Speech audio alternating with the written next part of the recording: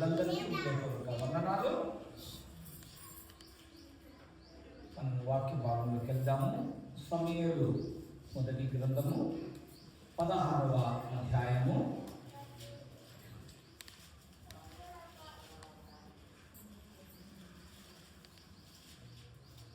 7వ వచనము చూస్తున్నాము. సమూయేలు మొదటి గ్రంథము 16వ అధ్యాయము 7వ వచనము చూస్తున్నాము. అయితే యెహోవా సమూయేలుతో ఇలాగు సెలవిచ్చెను, అతని రూపమును అతని ఎత్తును లక్ష్య పెట్టకుము. మనుషులు లక్ష్య పెట్టు వాటిని యెహోవా లక్ష్య పెట్టడు. నేను అతన్ని త్రోసివేసి ఉన్నాను. మనుషులు పై రూపమును లక్ష్య పెట్టుదురు, కానీ యెహోవా హృదయమును లక్ష్య పెట్టును.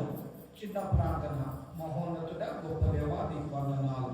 జీవముగల తండ్రి, మా జీవాధిపతి, మాకు కావలసిన గొప్ప దేవ, నీకు వందనాలు. మమ్మల్ని ఏర్పరచుకున్న తండ్రి, నీ స్తోత్రాలు. ఈ పరిశుద్ధ దినం ప్రభువా, ఇంతవరకు నిరున్నందుకు వందనాలు తండ్రి. మరి మీ యొక్క మాటలు నా నోట పలుకుటకు కానీ, బోధించుటకు కానీ, ఉచ్చరించుటకు కానీ యోగులను కాను. మీ ఉచితమైన కృప చేత నిలబడి ఉన్నాను. ఈ దీన దాసుని మీ ఆత్మతో నింపి మీరే నాలోని మాట్లాడి నీ బిడ్డగా కావాల్సిన, మాకు కావాల్సిన వర్తమానాన్ని మీరు వినిపించి బోధించి మమ్మల్ని అందరినీ దినము బలపరిచి దీవించి మీరు మహిమ పొందమని నజరేయుడైన యేసుక్రీస్తు నామములో ప్రార్థించి స్తుతించి అడిగి బ్రతిమాలి వేడుకుంటున్నాను తండ్రి, ఆమేన్. ప్రియమైన దేవుని బిడ్డలారా, ఇక్కడ సమూయేలు ప్రవక్త. సమూయేలు అనగా ఒక దైవ సేవకుడు. దేవుని ఒక వాక్యాన్ని తీసుకెళ్ళి ఉన్నట్టుగా చెప్పేవాడు. దేవుని యొక్క వాక్కును తీసుకెళ్ళి రాజులకు కానీ అధికారులకు కానీ చెప్పాలి. వాళ్ళు తప్పు చేస్తే గద్దించమంటే గద్దించాలి. ప్రవక్త యొక్క పని ఏంటి? ప్రవక్త యొక్క పని ఏంటంటే దేవుడు మాట్లాడిన మాటను తన ప్రజల కొరకు, దేవుని ప్రజల కొరకు క్షేమము జరుగునట్లుగా ఆయన వెళ్ళి ఆ మాటను తెలియపరచాలి. ఇక్కడ ఎత్తు పై రూపము అంటే సౌలు ఉన్నాడు. ఇక్కడ సౌలును ఇజ్రాయేలులకు రాజుగా జనం ఏర్పరచుకున్నారు. సౌలు ఎలాంటి రూపం కలిగిన వాడు? చాలా ఎత్తు, అందము, బలము అన్ని కలిగిన వాడు. మనుషులు ఏర్పరచుకున్నారు. కానీ సౌలులో గర్వము, ఈర్ష్య, ఇతరులను ప్రేమించే మనసు లేనివాడు. కనుక దేవుడు ఏం చేసిందంటే, అతను పనికిరాడు, మీరు పై రూపము చూసి ఏర్పరచుకున్న అతను పనికిరాడు, నేను ఇజ్రాయేలును ఏలడానికి నా ఎడల భయము కలిగి, నా ఎడల భక్తి కలిగి, నా ఆజ్ఞలను, నా కట్టడలను అనుసరిస్తూ నడుచుకునేవాడు నాకు కావాలి. దేవుడు ఎవరిని? పై రూపమును కాదు, కానీ యెహోవా హృదయమును లక్ష్య పెట్టును. మనుషుల పై రూపమును చూడడాన్ని మనము పై రూపం చూసి గౌరవాలు ఇస్తాం. కానీ దేవుడు మన హృదయములను ఎరిగిన దేవుడు, మన మనసులను గ్రహించిన దేవుడు, మన ప్రవర్తనను గమనించే దేవుడు. ఆలోచించండి. ఇక్కడ సమూయేలు ప్రవక్తను పంపితే అక్కడ ఎవరిని చూసి సెలెక్ట్ చేస్తున్నాడు? ఇక్కడ 5వ వచనంలో చూస్తే 4వ వచనం చూడండి. సమూయేలు యెహోవా ఇచ్చిన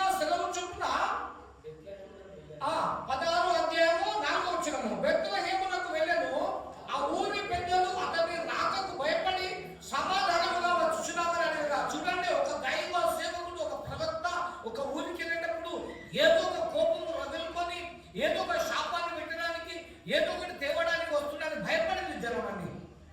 ప్రవక్తలుగా దేవుని చేత అభిషేకించబడిన వారు దేవుని వాక్కునే ఉన్నట్టుగా ప్రవచించేవారు, చెప్పేవారు. వాళ్ళకి భయం లేదండి. యోనా జీవితంలో చూశారు కదా, యోనాను నినివే పట్టణానికి వెళ్ళమంటే సార్దీసుకు వెళ్తా ఆ పట్టణం మంచిదని వెళ్ళాడు.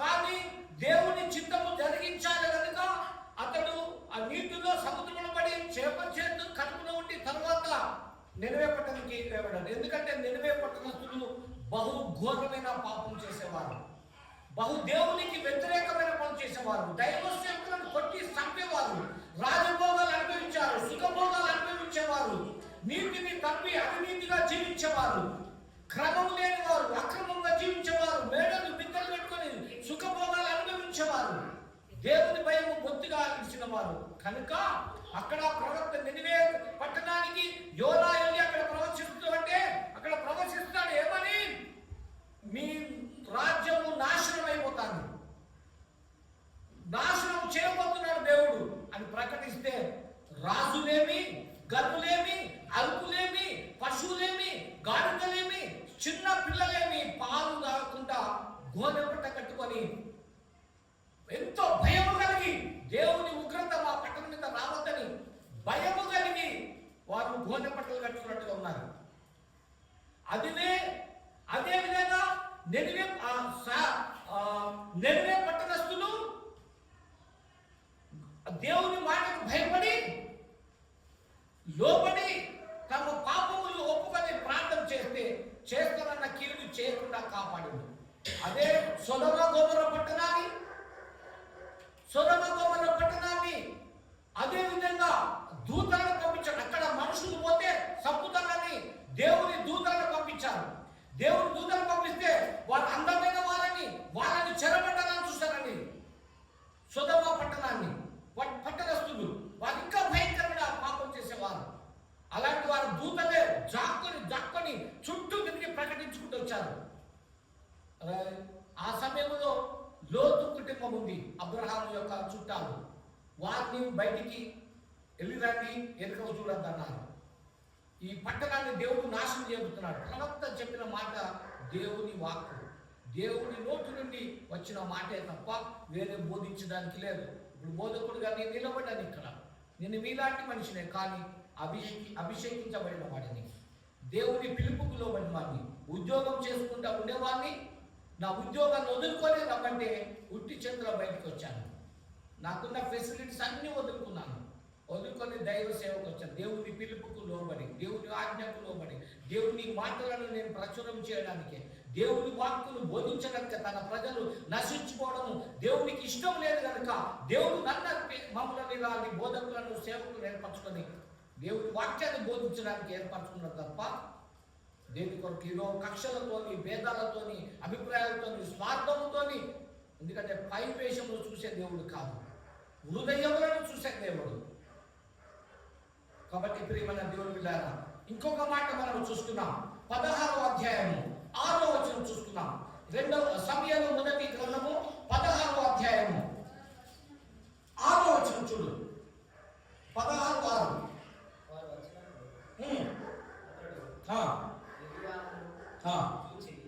నిజముగా యెహోవా అభిషేకించువాడు ఆయన ఎదుట నిలిచి ఉన్నాడని.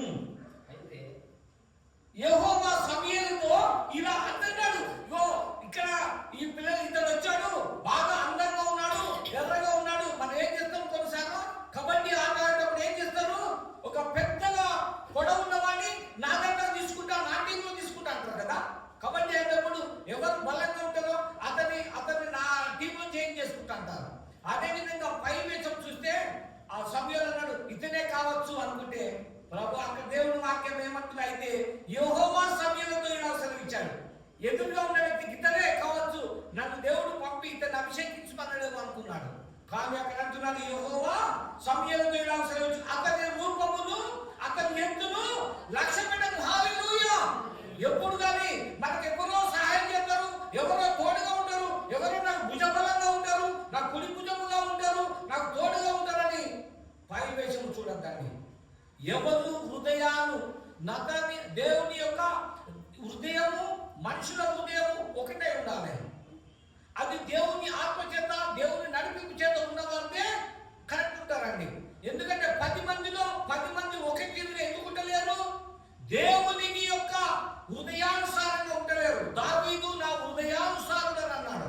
అందుకే గొర్రెలు కాసే కాపరిని మహారాజుగా చేశాడు. ఇప్పుడు నెక్స్ట్ అదే సౌలును తీసేసి సౌలు ఏం చేశాడు? చాలా మందిని ఓడించి గెలిచి దేవునికి వ్యతిరేక పని అక్కడ దోపుడు సొమ్మును తీసుకొచ్చుకున్నాడు. అతనికి దేవుడు బలం ఇచ్చి ప్రజలు ఎన్నుకున్నాడు.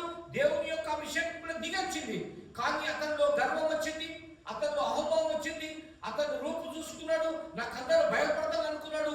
ఆ ఎదుటి పేదవారిని బాగా హింసించి వారి అన్ని లాక్కొచ్చుకొని సంపాదించుకున్నాడు అండి. అలాంటప్పుడు దేవునికి కోపం వచ్చిందండి. మంచి వారిని చెడ్డవారిని మనము ఒకే లెక్క కొడితే ఎన్ని విధంగా ఉంటుందండి? 10 మందిలో మంచి వారిని మంచోడు అనాలి, చెడ్డవారిని చెడ్డోడు అనాలి.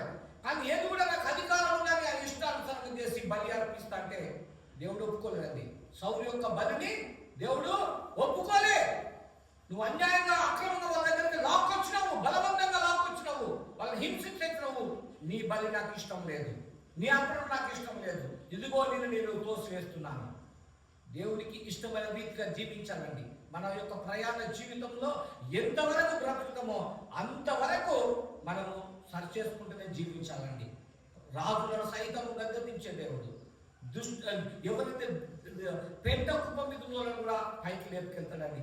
మనం కోరుకోకూడదు. ఏ ఒక్క ఉద్యోగాన్ని, ఏ ఒక్క పదవిని, ఏ ఒక్క మనకు పేరు ప్రతిష్టను మనం కోరుకోకద్దండి. దేవుడే సౌలును ఏర్పరచుకున్నారు జనాలంతా, కానీ సౌలును మధ్యంతరంగానే తీసేసింది. తర్వాత అతనికి ధైర్యం బట్టి ఏమైంది? 9వ అధ్యాయంలో వచ్చింది చూడండి. 9:2 సమూయేలు మొదటి గ్రంథము 9:2 వచ్చినము. అతనికి సౌలు అనే ఒక కుమారుడు ఉండేది. అతడు బహు సౌందర్యము గల అతనికి సౌలు అనే ఒక కుమారుడు నేను అతను బహు సౌందర్యం గల యవనుడు. ఇశ్రాయేలులో అతని పాటి సుందరుడు ఒకడున్నాడు. అతను భుజమును మొదలుకొని పైకి ఇతరుల కంటే ఎత్తుగలవాడు. హల్లెలూయా. అబ్బో చూడండి, ఇశ్రాయేలులట భుజాలు ఆయనకున్నంత ఎత్తు ఎవరికి లేవట. సౌందర్యవంతుడట అనుకొని ప్రజలందరూ ఎన్నుకున్నారండి. సరే మంచిది, మీ ఇష్టం, ఏంది కాదనాలే అని దేవుడు కూడా ఓకే అన్నాడు. కానీ తర్వాత జరిగినది చూసుకుని 2వ సమూయేలు 14 చూడండి. 2వ సమూయేలు 14వ అధ్యాయం 20 వచ్చిన చూడండి. ఇశ్రాయేలీయులందరిలో అబ్షాలోము ఉన్న సౌందర్యం గలవాడు ఒకడునూ లేడు. అరికాలు మొదలుకొని తల వరకు ఏ లోపము అతనిలో లేకపోయింది. చూడండి 14:25. తన తల వెంట్రుకలు భారముగా ఉన్నందున ఏంటంటే అతడు వాటిని కత్తిరించుచూ వచ్చెను. కత్తిరించినప్పుడెల్లా ఇశ్రాయేలీయులందరిలో అబ్షాలోము అంత సౌందర్యం గలవాడు ఒకడు లేడు. అరికాలు మొదలుకొని తల వరకు ఏ లోపమును అతని యందు లేకపోయినా. హల్లెలూయా. తల నుండి అరికాల వరకు లోపం ఉండద్దండి మనం. అది అప్పుడు అభిషేకం దిగుతుంది. దేవుడే మనకు చెప్పాలి. ఇజ్రాయేలులో ఈ యొక్క హెర్మన్ సెంట్ థామస్ సంఘంలో నడినెత్తుండి అరికాల వరకు ఏ తప్పు లేకుండా నేను ఉంటా అని ఒక ప్రమాణం, ఒక తీర్మానం చేసుకోవాలండి. మన నడకలో కానీ, మన మాటలో కానీ, మన ప్రవర్తనలో కానీ, దేంట్లో కూడా ఏ విషయంలో మనము ఒకరికి తీర్పు చోటు ఇవ్వకూడదు. ఒక చేత మనం తీర్పులోకి రాకూడదని దైవవాక్యము సెలవిస్తున్నది. యెషయా గ్రంథము 55:7 వచనము. యెషయా గ్రంథము 55:7 వచనం చూసుకుందాం.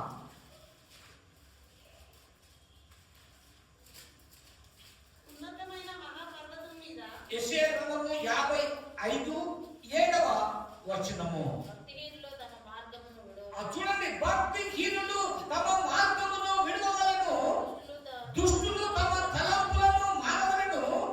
వారు యెహోవా వైపు తిరిగిన యెడల ఆయన వారి యందు జాలిపడును. వారు మన దేవుని వైపు తిరిగిన యెడల ఆయన బహుగా క్షమించును. హల్లెలూయా. ఎవరైతే దుష్టత్వములో జీవిస్తున్నారో, ఎవరైతే పాపములో జీవిస్తున్నారో, ఎవరైతే గర్వములో జీవిస్తున్నారో, ఎవరైతే అహంకారంతో జీవిస్తున్నారో దేవుని వైపు తిరగాలండి.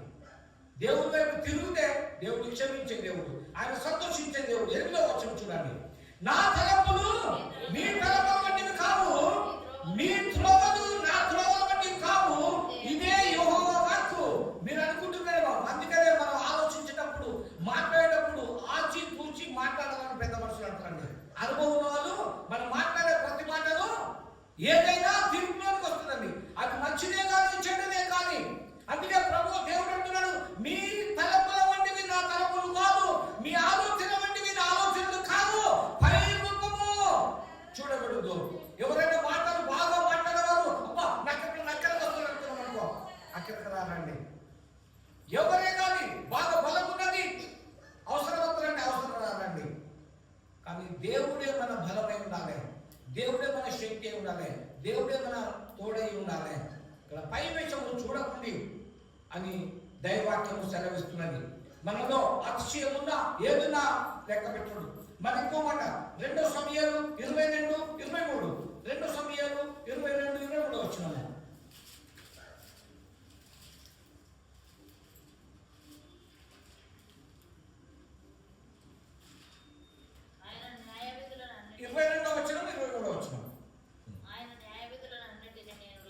యెషయా సమూయేలు 2వ గ్రంథము 22:23 వచ్చినాము.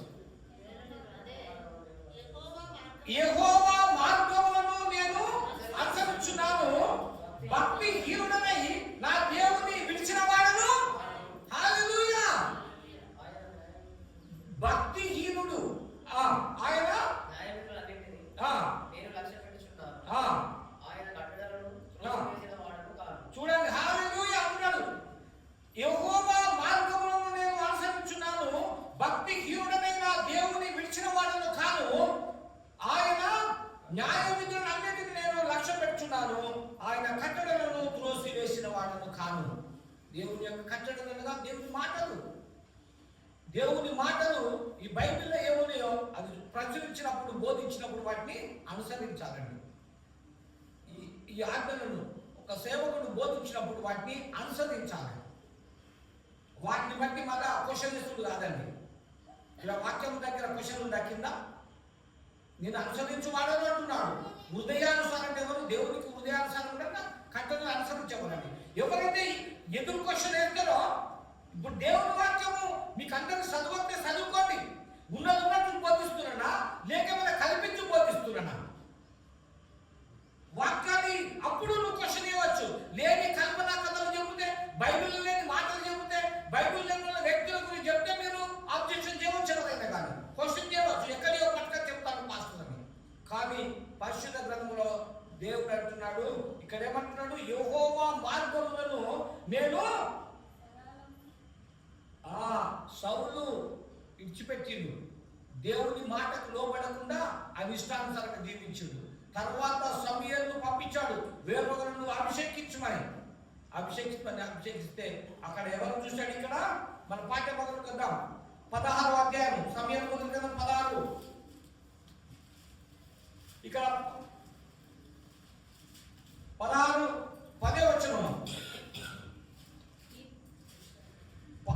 9-10 వచనం. సమూయేలు మొదలు గ్రంథము 16:9-10. అప్పుడు యెషయా షమ్మాను పిలువగా అతడు యెహోవా ఇతనిని కోరుకొనలేదన్నాడు. చూడండి, ఒక వ్యక్తిని మనుషులు పెట్టుకుంటే దేవుడు ఎన్నుకోవాలండి. దేవుని అభిషేకం దించబడితే వారే అంటారు, దేవుడు నా కళల ద్వారా మాట్లాడాడు, నన్ను ఈ పని చేయమన్నాడు. ఎవరో కాదండి, దేవుడు కళల ద్వారా, దర్శనం ద్వారా, వాక్యం ద్వారా, స్వరం ద్వారా మాట్లాడతాడు. నువ్వే దేవునికి ఇష్టంగా ఉంటే దేవుడు ఖచ్చితంగా ఆయన వాడుకుంటాడండి. దేవునికి నచ్చినటువంటి ఆయన కట్టడలను, ఆయన ఆజ్ఞలను నువ్వు అనుసరించి నడిచినట్టయితే దేవుడు తప్పకుండా వాడుకుంటాడు. ఆయన ఎన్నుకున్నది అందుకే, ఆయన రక్షించుకున్నది అందుకే. కానీ ఎవరైతే వాక్యానికి అవిధేయులుగా ఉండి, వాక్యానికి వ్యతిరేకంగా ఉండి, వాక్యానుసారంగా జీవించకుండా సొంత ఆలోచనలతోని, సొంత తలంపులతోని నువ్వు నడుచుకున్నట్టయితే దేవుడు త్రోసివేస్తాడు. దేవుడు నిన్ను ఇష్టపడడు. దేవుడి వాక్యాన్ని, దేవుడి కట్టడలను అనుసరించకపోతే దేవుడు త్రోసివేస్తాడని దైవవాక్యము సెలవిస్తున్నది. దేవుడు మనం లక్ష్య పెట్టడానికి కీర్తన గ్రంథము 18:20 చూసుకున్నాం. దావీదు కీర్తన 18:22 చూసుకున్నాం. ఆయన న్యాయ విధులన్నిటినీ నేను లక్ష్య పెట్టుచున్నాను, ఆయన కట్టడలను త్రోసివేసిన వాడను కాను. చూడండి, ఆయన న్యాయ విధులన్నిటినీ నేను లక్ష్య పెట్టుచున్నాను, ఆయన కట్టడలను త్రోసివేసిన వాడను కాను. అందుకనే దావీదును ఎన్నుకున్నాడు. సమూయేలు ద్వారా అభిషేకము తీసుకుంటాడు. సమూయేలు దావీదును ఈ యెష్షయి కుమారులో చిన్న కుమారుడు. అక్కడ ఎవరున్నారు? పాఠ్యభాగంలో ఉండండి, 11వ వచనం చూడండి, 16-11. సమూయేలు మొదటి గ్రంథం 16-11లో సమూయేలు తైలపు కొమ్మను తీసి ఆ. వాని సహోదరుల ఎదుట ఆ. వానికి అభిషేకము చేసెను. ఆ. నాట నుండి యెహోవా ఆత్మ దావీదు మీదికి హల్లెలూయా! ఎవరి మీదకి వచ్చింది? దేవుని ఆత్మ, యెహోవా ఆత్మ దావీదు మీదకి. ఒక దైవ సేవకుడు అభిషేకించేదాకా పనిచేయడు. అందుకని చాలా మంది ఇప్పుడు నేను రెవరెండ్ కావాలనుకో, రెవరెండ్ అప్పుడు ఎవరు చేశారు? బిషప్ నన్ను అభిషేకం చేశారు. తమిళనాడు నుండి వచ్చి నేను చదివిన 1 ఇయర్ 2 సంవత్సరాలు పరీక్ష రాస్తే ఆ చదువు పాస్ అయితే తమిళనాడు నుండి బిషప్లు వచ్చి అభిషేకం చేసిందండి. మనకు మనమే అభిషేకము, మనకు మనమే దేవుని ఆత్మ దిగించినాక ధైర్యం పని అది. ఇక్కడ ఎవరు చేశారండి? సమూయేలు ఎవరిని దీవించాడు, అభిషేకించాడు? దావీదును. అభిషేకము లేకుండా ప్రార్థన అది మోసకరమైనది. అభిషేకం లేకుండా ప్రవచనాలు మోసకరమైనవి. అభిషేకం లేకుండా ప్రవచించితే మోసకరమైనవి. సౌలును ప్రజలు ఎన్నుకున్నారు ఆయన రూపులు రేకులు అందరూ చూసి, కానీ దురాత్మ ఆవరించింది. దురాత్మ ఎప్పుడు పడుతుంది తెలుసా? అందరి కొరకు ప్రార్థన చేస్తా అంటే ఎవరితో ఒకరిని పట్టుకుంటారు. ఎవరికో పట్టుకోలేదండి. పాస్టర్ భార్యకే పట్టుకున్నది. ఒకసారి పాస్టర్ భార్యకే పట్టుకొని ఫోన్ కొట్టాలి, ప్రార్థన చేస్తాడు. పాస్టర్ కొట్టుకుంటాడు, ఫోన్ కొట్టాలి. చూడండి, హిందీలో మాట్లాడతాను, హిందీలో మాట్లాడతాను. ప్రియమైన దేవుని బిడ్డలారా, ఆ సేవకుని అభిషేకం పోయింది. తన భార్యకే ప్రార్థన చేస్తే పారలేదండి. దయ్యాలు చేతబట్టతో ఆవరించి కుటుంబమంతా కాలుకు పుండు నడవ రాకుండా ఆయనకు భార్య పిచ్చి ఒక్కొక్కరు కుటుంబమంతా చిన్న విధం అయిపోయిందండి, ఒకరికొకరు కాకుండా. ప్రియమైన దేవుని బిడ్డలారా, ఇక్కడ సమూయేలు 7 పిల్లల ఆఖరు వారిని ఆశీర్వదించాడు యెష్షయి పిల్లలలో. కాబట్టి దావీదు చివరి వాడుగా ఉన్నాడు. చివరి వాడిని అంటే దేవుడు నేను మొదటి కదా, నేను మొదటి నన్ను అభిషేకించాలి, నీ మొదటి నాకు హక్కు ఉంది, నీ మొదటి నాకు అధికారం ఉంది, లేక నాకు మాటలు వస్తాయి, నాకు పాటలు వస్తాయి, నాకు ప్రార్థన బాగా చేరుతుంది, అభిషేకము నాకు, నేనే ఇక్కడ ఉంటా కాదండి. అలాంటి దావీదు ఏమన్నాడు? ఇప్పుడు మరొకసారి ఆ వాక్యం చదవమ్మా. కీర్తన గ్రంథము 18:20 చూడు. ఆయన న్యాయ విధులన్నిటినీ ఆ. నేను లక్ష్య పెట్టుచున్నాను, ఆ. ఆయన కట్టడలను త్రోసివేసిన వాడను కాను.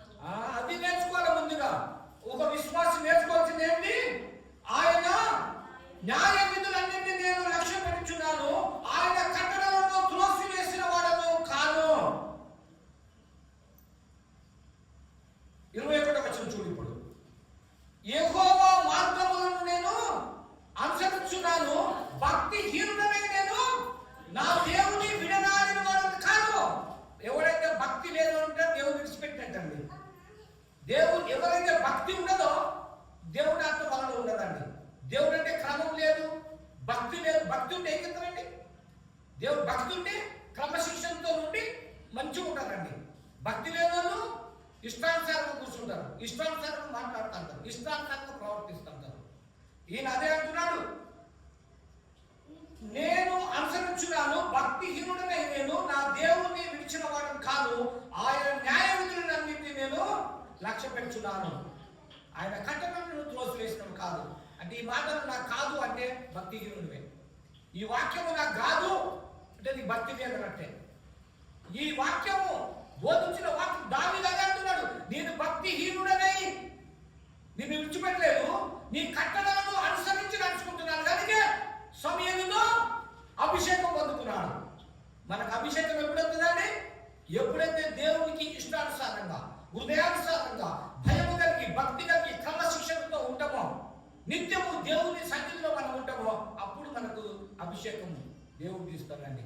నేను ఏర్పరచుకున్నవాడు అతను, నువ్వు అభిషేకించమని చెప్పాడండి సమూయేలుతో. దావీదు ఏర్పరచుకున్నాను. నువ్వు ఎత్తు చూడకు, వేషం పైన చూడకు, అతన్ని ఏర్పరచుకున్నాను. అతన్ని అభిషేకించు, నీ కొమ్ములో ఉన్న తైలంతో అభిషేకించు, అతడు నాకు ఇష్టానుసారుడు. అది దావీదు కూడా అంటున్నాడు, నేను ఆయన కట్టలను అనుసరించి నడుచుకుంటున్నాను. అప్పుడైనా మనకు దేవుని ఆత్మ వచ్చేది. అదే అని మనం తెచ్చుకొని అదే అయిపోతే మనం ప్రకటించుకోవడం తప్ప అది రాదని దైవవాక్యము సెలవిస్తున్నాను. 138 వచ్చిన చూద్దాం. కీర్తన గ్రంథం 138 వచ్చింది.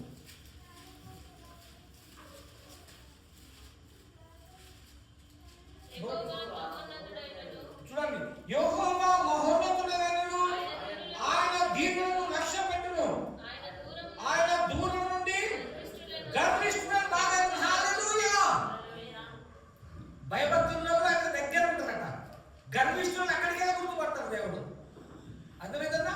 ఎవరికైతే గర్వం ఉండదో మనం కూడా అంటాం కదా. కొంతమందిని వాళ్ళు నడుచుకుంటే చూడు, అప్పుడు కొసేదంగా నడుచుకోవాలను ఇట్లా ఎన్నికలు అనుకుంటాను, వాడు గర్విష్ఠి అంటాడు. గర్విష్ఠులు ఎవరో దేవుడికి దూరంగా తెలుసు. దేవుడు వాక్యం సెలవిస్తున్నది. ఆ మాట మనం చదువుమా. యెహోవా మహోన్నతుడైన ఆయన దీనులను లక్ష్యపెట్టును, ఆయన దూరం నుండి గర్విష్ఠులను బాగుపడను. హల్లెలూయా. ఎవరైతే దీనులు, సాత్వికులు, దీన మనసు గలవారు ధన్యులు. సాత్వికులు ధన్యులు. ఎవరైతే తగ్గించుకొని ఉండి వాళ్ళను దేవుడు ఎరుగుతాడు. కానీ గర్విష్ఠులను ముందే పసిగడతాడు. అంత దూరం వెళ్తాక దేవుడు పసిగడతాడు.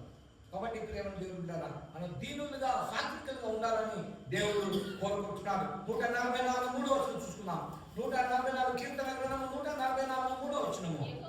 యెహోవా నీవు నరులను లక్ష్య పెట్టుటకు వాడు ఏపాటి వాడు, నీవు వారిని ఎన్నిక చేయటకు మనుషులు ఏపాటి వారు. హల్లెలూయా. ఎంతటోదయ్యా మనిషిని ఎన్నుకోవడానికి. కానీ ఎప్పుడైతే ఆయన వాక్యాన్ని విని ఆయన ఆజ్ఞలను అనుసరించి ఆయన కట్టడలను అనుసరించి నడుచుకుంటామో అప్పుడు ఆయనకి ఇష్టమైతాం. అప్పుడు మనల్ని ఎన్నుకుంటాడని. అందుకే పనికి రాని పాత్రను పారవేయకు. చూడండి, పనికి రాని పాత్రనని పారవేయకు యేసయ్యా, నేను కూడా ఉన్నానయ్యా అంటే మనం అందరము పనికి రాని వాళ్ళమే. ఇక్కడికి వచ్చి నేను పనిమంతుడు అంటున్నాను. ఒకప్పుడు వీడికి వచ్చి నేను పనిమంతురాలు నాకు అన్ని తెలుసు అనుకుంటాను. ఇక్కడికి వచ్చి ఇంతకు ముందు నీ పనితనం ఎవరు గుర్తెరిగింది? మనుషుల చేత అసహించుకునబడిన వారము, నిందలు భరించిన వారము, అవమానాలు భరించిన వారము, ఎన్నో ఎదుర్కొన్న వారము. అలాంటి వారిని పనికి రాని మనలను దేవుడు ఎన్నుకున్నాడు. మనుషుడు ఏ పాటి వాడు అంటే మనలో మంచితనం చూసా, మనలో అందము చూసా, మనలో ఐశ్వర్యం చూసా, దేని చూసి దేవుడు ఇష్టపడ్డాడు. నీవు నా కొరకు వాడబడతావు, నా కట్టడలను అనుసరిస్తావు, నా ఆజ్ఞలను అనుసరిస్తావు, నా మాటలు నువ్వు గైకొని నడుచుకుంటావని ఇష్టపడ్డాడు తప్ప మనుషుడు ఏ పాటి వాడు. దానికి అదే అంటున్నాడు, గొర్రెల కాపా నేను ఏ పాటి వాడనయ్యా, నేను గొర్రెల కాపా ఏ పాటి వాడిని రాజ్యం వెళ్ళడానికి, మరి అంత పెద్ద భోగ్యాలను చంపడానికి దేవుని అనుకున్నాం కదా. నీవే దేవుడు మన పక్షం ఉన్నాడు, వాడు ఏ పాటి వాడు, సున్నతి లేని వాడని ఏ దేవుని నామమున మొక్కి వడిసెల రైతులు వేసిరేశాడు, కుప్పకూలిపోయాడు. మనకు ఆ శక్తి దేవుడు ఇస్తాడు, ఆ జ్ఞానము దేవుడు ఇస్తాడు. ఎప్పుడైతే దేవుని ఎడల అదే సైన్యంలో ఉన్న అన్నదమ్ములు ఏం చేయలేకపోయారు. దావీదు యొక్క అన్నదమ్ములు సైన్యంలో ఉన్నాడు, గొల్యాతును సంపలేకపోయారు. ఈయన వాళ్ళ అన్నలకు టిఫిన్ పట్టుకుపోయి ఇంటికాడ ఉంది. వాడు హేళనగా మాట్లాడుతుంటే, అపహసిస్తుంటే, ఇష్టానుసారంగా దూషిస్తుంటే తట్టుకోలేకపోయాడండి. దేవుని బిడ్డలకు ఎవరన్నా మన గురించి చెడు చెబితే తట్టుకోగలేకపోవాలండి. మన గురించి ఎవరన్నా, మన సంఘం గురించి ఎవరన్నా చెడుగా మాట్లాడితే నీలో రగలాలండి. దావీదుకు రగిలిన రక్తం ఉడకాలి నీ లోపల. నీ గురించి చెడుగా అంటే చెడుగా ఉంటాను కాబట్టి పలుకుతాను. చెడుకు ఛాన్స్ ఇవ్వకూడదు. మనలో ఏదో మిస్టేక్స్ ఉన్నాయి కనుక ఇంకా మన గురించి వాడుకుంటున్నారు.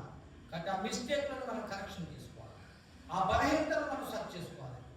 నిందారహితులుగా అంటే నింద లేని వారిగా మనం ఉండాలని దేవుడు కోరుకుంటున్నాడు.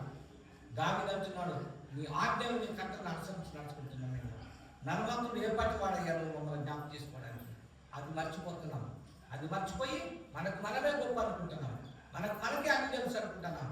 దేవుని చేత ఒకసారి తృణీకరించబడితే ఎందుకు పనికి రాకుండా అయిపోతాం. అది జాగ్రత్త. ఇంకొక మాట సామెతలు 13:18. సామెతల గ్రంథము 13:18 చూసుకున్నాం.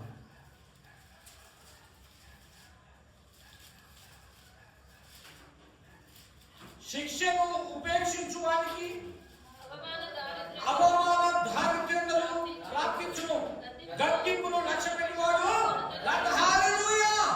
దేవుని గద్దింపుకు సరి చేసుకుంటే లోబడితే ఏమైతారు? ఘనత పొందుతారండి. అయితే ఎవరైతే దేవుని వాక్యాన్ని తృణీకరిస్తారో, దేవుని గద్దింపును తృణీకరిస్తారో, దేవుని వాక్యము గద్దించినప్పుడు లోబడరో వాళ్ళు ఏమైపోతారు? శిక్షను ఉపేక్షించడానికి అవమానము దారిద్ర్యం అవుతుందండి. జీవితంలో ఎప్పుడు పెంట కుప్ప మీద లాగానే నీ బతుకంతా పెంట జీవితమే ఉంటుంది. ఇక దరిద్రం నుండి వెంబడిస్తూ ఉంటుంది. దేవుని వాక్యాన్ని గద్దించినప్పుడు లోబడకపోతే, గద్దింపుకు లోబడకపోతే నీ ఇంట్లో, నీ కుటుంబంలో, నీ జీవితాంతం దరిద్రం అనేది వెంబడిస్తుందండి. అందుకని గద్దింపుకు లోబడతాను. తన కుమారుని శిక్షించిన వాడు, గద్దించిన వాడు శత్రువు అయిపోతాడండి. దైవవాక్యము గద్దించకపోతే, దేవుని వాక్యం ద్వారా గద్దించకపోతే, నువ్వు గద్దిస్తే దిద్దుకుంటే ఆటోమేటిక్గా వాక్యాలు వస్తాయండి. మనం ఎప్పుడైతే గద్దింపుకు లోపడతామో, చెడు మార్గంలో వదులుకుంటామో మంచి జీవితం మనకు దేవుడు అనుగ్రహిస్తాడు. కింద ప్రాప్తిస్తూ ఉంది కదా, లక్ష్య పెట్టి వాడు గంటలో ఉంది. అంతే. దేవుని వాక్యం గద్దించినప్పుడు నీ చెడు జీవితాన్ని వదులుకొని మంచి మార్గం కంటే ఘనత వస్తుంది నీకు. అదే ఉంటే అవమానం వస్తుంది. నేను అదే జీవితం జీవిస్తా, గర్విష్ఠ జీవితమే జీవిస్తా అనుకుంటే నీకు అవమానాలు ఎదురైతాయి. అదే నువ్వు వాక్యం గద్దింపుకు లోబడి దిద్దుకుంటే, సరి చేసుకుంటే ఘనత పొందుతామండి. రెండు, మన బంధనము దేవుని సన్నిధిలో ఘనత వహించడానికి పిలిచాడు. మనను అవమానాలు చేసడానికి కాదు. నరమాత్రుడు ఏ పాటి వాడు ఆయన గుర్తు చేసుకోవడానికి. మనమందరం మంచి ఉన్నతమైన స్థానంలో ఉండాలని, మంచి హోదాలో ఉండాలని, మంచి జీవితం. ఒకప్పుడు ఎలా ఉండేవాడు? ఒకప్పుడు తాగుపోతూ, ఇప్పుడు తాగుతలేడు. ఒకప్పుడు వ్యభిచారం చేస్తున్నాడు.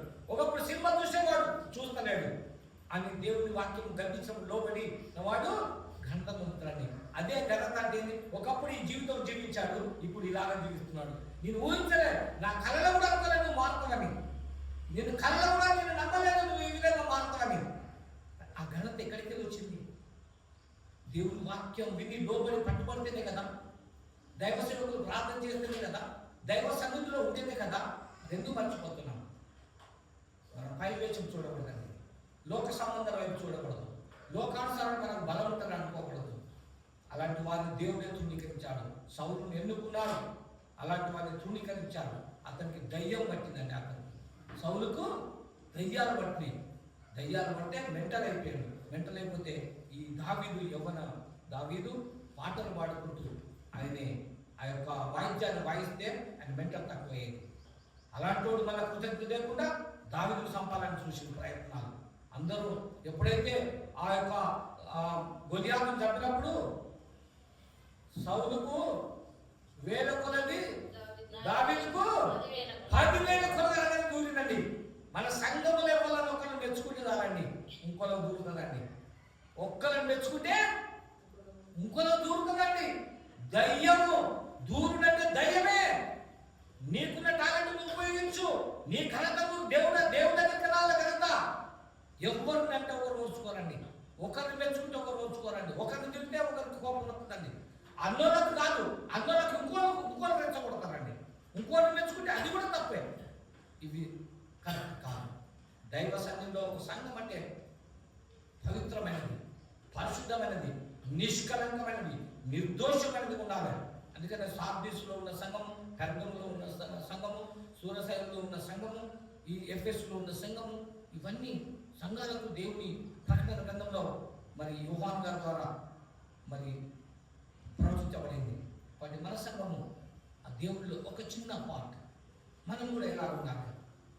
ఎవరికి పైవేషాల దృష్టి, మనము వాళ్ళ రూపురేఖ దృష్టి, వాళ్ళ మాటల దృష్టి మనం లోపడకూడదు. వారి వైపు మనం కలవకూడదు. దేవుడు పైవేషం చూసే దేవుడు కాదు. అంతర్హృదయములను, హృదయములను దావీదు హృదయానుసారంగా ఉన్నాడు. హృదయానుసారంగా ఉండాలని దైవవాక్యము సెలవిస్తున్నది. చివరిగా 2 మాటలు చూసుకొని మనం ముగించుకుందాం. కీర్తన గ్రంథము 24:3 వచ్చింది. 24:3 వచ్చింది. యెహోవా పర్వతమునకు ఎక్కదగిన వాడెవడు? ఆయన పరిశుద్ధ స్థలములో నిలవదగిన వాడెవడు? వ్యర్థమైన దాని యందు మనసు పెట్టకయు, కపటముగా ప్రమాణము చేయకయు, నిర్దోషమైన చేతులను శుద్ధమైన హృదయమును కలిగి ఉన్నవాడే. హల్లెలూయా. దేవుని మందిరంలో నిలిచేది ఎవరు? ఇది దేవుని యొక్క పర్వతం అండి. ఇది దేవుని సన్నిధిలో ఉండే పర్వతము. అప్పుడు మోషేని ఎక్కడికి రమ్మన్నాడు? ఆ పర్వతం మీదకి రా అన్నాడు. కింద మాట్లాడలే. మనం దేవుని మందిరంలోకి వచ్చినాము అంటే ఒక ఎత్తైన స్థలంలోకి వచ్చాము, ఉన్నతమైన స్థలంలోకి వచ్చాము. వచ్చినప్పుడు ఎలా ఉండాలి? చూడండి, చదవండి. వ్యర్థమైన వాటి మీద ఫస్ట్ గమనించండి. పనికిరాని ముచ్చట్ల మీద, ముసలమ్మ ముచ్చట్ల మీద, గురుగుడు సంగుడు మీద మనము మనసు పెట్టదండి. అలాంటివి చెప్పినప్పుడు వాటిని పక్కకు పడాలి. ఇది నాకు అవసరం లేదు, ఈ విషయాలు నాకు చెప్పకండి, నాకు అవసరం లేదు. వ్యర్థమైన వాటి విషయంలో. ఇంకోటి కపటము, లోపల ఒకటి పైకి ప్రమాణం చేద్దండి, లేదండి వద్దండి, నేను ఎలా చేయలేదు, ఇలా చేయలేదు. కపటమైన ప్రమాణాలండి. ప్రమాణం ఎందుకు చేయాలి? ప్రమాణం ఎందుకు చేస్తారు? నీకు తప్పు అనిపించినప్పుడే ప్రమాణం చేస్తావు. అవునంటే అవును, కాదంటే కాదు. నువ్వు నమ్ముతే నమ్ము, లేకపోతే లేదు. నా దేవుని అయితే నేను యథార్థంగా ఉన్నాను, ఉన్నదే మాట్లాడుతున్నాను. కపటమైన ప్రమాణాలండి. కపటమైన ప్రమాణాలు చేస్తారండి. తర్వాత వ్యర్థమైన దాని మనసు పెట్టద్దు, కపటంగా ప్రమాణం చేయద్దు, నిర్దోషమైన చేతులను శుద్ధమైన హృదయమును కలిగి ఉన్నవాడే. నువ్వు ఎప్పుడు నీ నాలుకతోని కానీ తీర్పు తీర్చద్దు, నీ పెదవులతో కానీ తీర్పు తీర్చు. నిర్దోషంగా ఉండాలి, ఏ పాపం లేని వాడుగా. నిన్ను నిలబెట్టాలంటే నువ్వు ఉన్నావంటే అయ్యా నేను లేనయ్యా, ఆ యొక్క తీర్పు తీర్చినప్పుడు లేనయ్యా, నాకు సంబంధమే లేదు. ఎందుకంటే ముందుగానే మాట ఏమన్నాడు? వ్యర్థమైన వాటి యందు మనసు ఉంటుందండి. వ్యర్థమైన మాటలు మాట్లాడుతూ అక్కడ ఉండకూడదు, వాటి యందు మనసు ఉండకూడదని వాక్యము సెలవిస్తున్నది. ఇంకొక మాట మనము చూసుకుందాం. 119, 112 వచనము. కీర్తన గ్రంథము 119, 112 వచనము. నీ కట్టడలను గైకొనుటకు నా హృదయమును నేను లోపరుచుకొనియున్నాను. ఇది తుదవరకు నిలుచు నిత్య నిర్ణయము. 11 కూడా, 111 కూడా. నీ శాసనములు నాకు హృదయానందకరములు, అవి నాకు నిత్య స్వాస్థ్యమని భావించుచున్నాను. నీ కట్టడలను గైకొనుటకు నా హృదయమును నేను లోపరుచుకొని ఉన్నాను. ఇది తుదవరకు నిలుచు నిత్య నిర్ణయం. హల్లెలూయా. ప్రమాణం చేద్దాం. ఈ రోజు నుండి నీ వాక్యాన్ని, నీ కట్టడలను నేను అనుసరించి నడుస్తా. నువ్వు ఒక నిర్ణయానికి రా, ఒక నిర్ధారణకు రా, ఒక ప్రమాణం చేసుకోను. అలాంటి వాడే కనుక దావీదును అభిషేకించుమని సమూయేలుకు చెప్పాడు. దావీదు రాజుగా ఉన్నాడు. కాబట్టి ప్రియమైన దేవుని బిడ్డలారా, మనకి ఏదన్నా పదవి కావాలన్నా, మనకు ఘనత రావాలన్నా దేవుని ఆజ్ఞలను, దేవుని కట్టడలను భయముతో, భక్తితో అనుసరించి వ్యర్థమైన వాటి మీద మనసు పెట్టక నిర్దోషమైన చేతులు కలిగి ఏ తప్పు లేకుండా మనం ఉండాలి. తీర్పులోకి మనం రాకుండా. ఎందుకంటే దేవుడు పై రూపం చూడండి. మనుషులను, గుంపులను, గ్యాంగులు చూసి దేవుడు మార్పు లేడండి. ఈ గ్రూపును చూసి అబ్బా వీళ్ళు 5 ఉన్నారు, వీళ్ళు 10 మంది ఉన్నారు, వీళ్ళనే కరెక్ట్ అని చూడండి. నువ్వు 100 మంది సాక్ష్యం చెప్పినా దేవుడు ఒకరి వైపు ఉంటాడండి. ఎవరైతే నీతిగా, యథార్థంగా, సత్ప్రవర్తన కలిగి జీవిస్తారో, దేవుని ఎడల భయం కలిగి, భక్తి కలిగి జీవిస్తారో వారి ఎడల అంటున్నాడు, నీ శాస్త్రము నాకు హృదయానందకరములు, అవి నాకు నిత్య స్వాస్థ్యమని భావించున్నాను. ఇది జీవితాంతమని మనం బ్రతుకున్న రోజులు ఇవి మనకు అక్కడ వస్తాయి. వీటిని మనం కాపాడుకోవాలి, వీటిని మనం ధరించుకోవాలి, వీటిని మనం నేర్చుకోవాలి. ఈ వాక్యానుసారంగా ఈ కట్టెలను అనుసరించి మనం నడుచుకోవాలి. అప్పుడు నీ కట్టెలను గైకొండకు నా హృదయమును నేను లోపరుచుకోవాలండి. ఎవరు చెప్పిన మాటకు లోబడు కాదు, వాక్యం నీకు నువ్వు లోపరుచుకోవాలి. అవును తండ్రి, ఈ మాట నాకే ఈరోజు బోధించావు. సమూయేలును ఏ విధంగా పంపించావు? సౌలుకు అతని గర్వమును బట్టి, అతని దురహంకారాన్ని బట్టి, అతని కోపమును బట్టి, అసూయను బట్టి అతను తోసివేస్తున్నావు. మరి యెషై కుమారులో వచ్చిన వాడైన దావీదును నువ్వు ఎలా ఏర్పరచుకున్నావు? సంఘంలో ఎవరు కావాలండి? ఎత్తు దొడ్డు అందం వల్ల ఉద్యోగం వల్ల బ్యాంక్ ఆఫీసర్ వచ్చి 2 లక్షల జీతం అనే పదవి ఇద్దామా? కాదండి. దేవుని చేత అభిషేకించబడాలి. దేవుని యొక్క పరిశుద్ధాత్మ చేత, దేవుని యొక్క తైలముతో నింపబడాలి. ఎవరైతే దేవుని ఎడల భక్తి కలిగి, భయం కలిగి, ఆయన కట్టడలు అనుసరించి నిర్దోషులుగా జీవిస్తారో వారికి అభిషేకం దొరుకుతుందండి. వారికి దేవుని యొక్క ఆశీర్వాదాలు కడ వరకు, తుద వరకట నేను లోపరుచుకుంటున్నాను, ఇది తుద వరకు నిలుసు నిత్య నిర్ణయం. ఒక నిర్ణయం తీసుకోవాలండి. ఈ రోజు నుండి ఒక ప్రమాణం, ఈ రోజు నుండి ఒక నిర్ణయం. దేవాన్ని కట్టడలు తండ్రి ఏ విధంగా సౌలుకు గర్వం రావడం వల్ల అంచు తోసివేయబడ్డాడో, సాతానికి అప్పచెప్పాడో, దయ్యాలను వెంబడించాయో, నెమ్మది లేకుండా, సమాధానం లేకుండా ఎలాగైపోయాడో, అప్పుడు అదే ఇజ్రాయేలుకు రాజు కావాలంటే చిన్నవాడైన బాలుడైన దావీదులను ఏర్పరచుకున్నారు.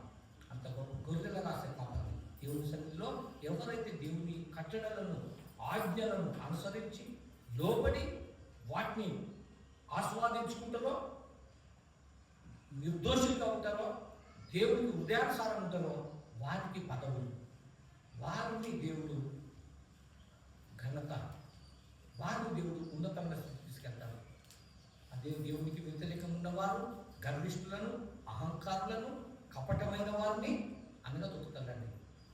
వారి కుటుంబము పతనం అయిపోతుందండి. శాంతి సమగ్ర సౌలుకు పట్టిన ధైర్యము బట్టి వారిని పీడిస్తుందండి. తప్పకుండా, ఖచ్చితంగా. కాబట్టి దేవుని ఆజ్ఞలకు లోబడి కట్టడలకు మనము విధేయులమై స్వాధీనపరచుకొని వాటిని ఆస్వాదించుకొని మనము లోపరుచుకోవాలండి. మన శరీరాలను, మన మాటలు, మనకు కుదరదు కదా. పెద్దవాళ్ళు మాట రాగానే నాకు కంట్రోల్ పెట్టుకో, అదుపులో పెట్టుకో అని అంటారండి. మనం కూడా దేవుని వాక్యం మీద మనకున్న కోపాన్ని, మనకున్న ద్వేషాలను, మనకున్న పగలను, మనకున్న కక్షలను, మనలో ఉన్న అహంకారాన్ని, మనలో గర్వాన్ని ఏం చేయాలి? లోపరచు. నీ లోపలనే ఉంచు, బయటకు రానియకు. బయటకు వస్తే తీర్పులోకి నిలబడతావు, దేవుని చేత తోసివేయబడతావు. నీ ప్లేసు ఇంకో దేవుడు రీఫిల్ చేస్తావు. నీ యొక్క స్థానాన్ని తీసేది దేవుడు తప్పకుండా ఇంకో నిలబడతావు. కాబట్టి మనకిచ్చిన స్థానాన్ని మనం కాపాడుకోవాలంటే విధేయత కలిగి మనము మన శరీరాలను లోపరుచుకొని వాక్యానికి విధేయత కలిగి భయంతో, భక్తితో మన యొక్క విశ్వాస జీవితాన్ని ముందుకు సాగించుకోవాలని మనస్ఫూర్తిగా కోరుకుంటూ ఇటు మాటలను నేను ముగిస్తున్నాను. దేవునికి మహిమ కలుగునుగాక, దేవుని దీవించునుగాక.